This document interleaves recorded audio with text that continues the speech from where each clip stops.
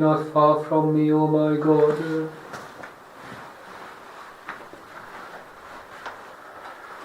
Our third reading is taken from the Apostolic Exhortation of Pope Leo XIV, Dilexi on love for the poor.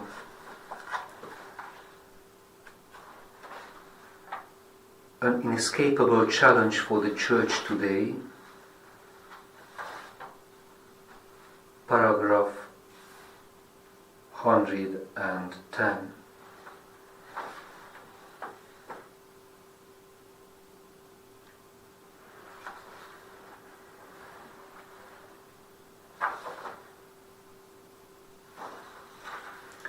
At times, Christian movements or groups have arisen which show little or no interest in the common good of society, and in particular the protection and advancement of its most vulnerable and disadvantaged members.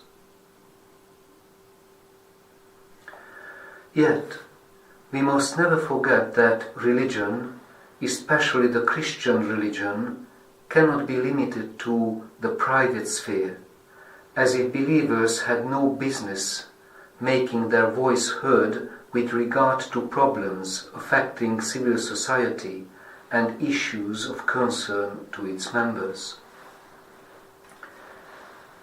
Indeed, any church community, if it thinks it can comfortably go its own way without creative concern and effective cooperation in helping the poor to live with dignity and reaching out to everyone, will also risk breaking down, however much it may talk about social issues or criticize governments.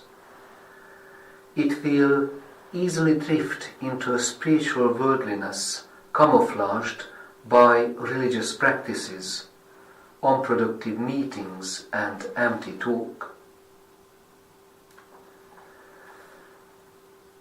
Nor is it a question merely of providing for welfare assistance and working to ensure social justice. Christians should also be aware of another form of inconsistency in the way they treat the poor. In reality, the worst discrimination which the poor suffer is the lack of spiritual care. Our preferential option for the poor must mainly translate into a privileged and preferential religious care.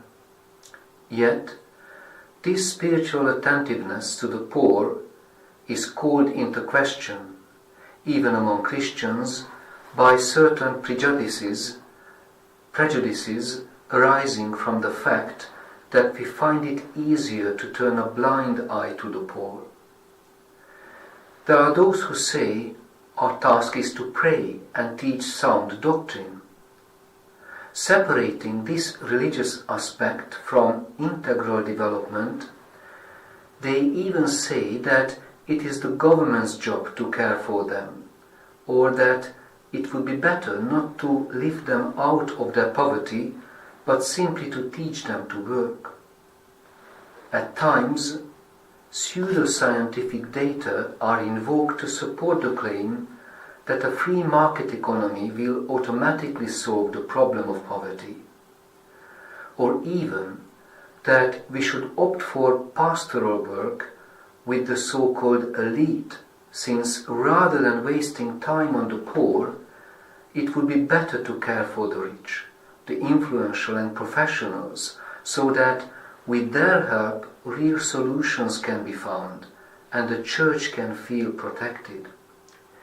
It is easy to perceive the worldliness behind these positions, which would lead us to view reality through superficial lenses, lacking any light from above, and to cultivate relationships that bring us security and a position of privilege. Here ends our reading. Sweet.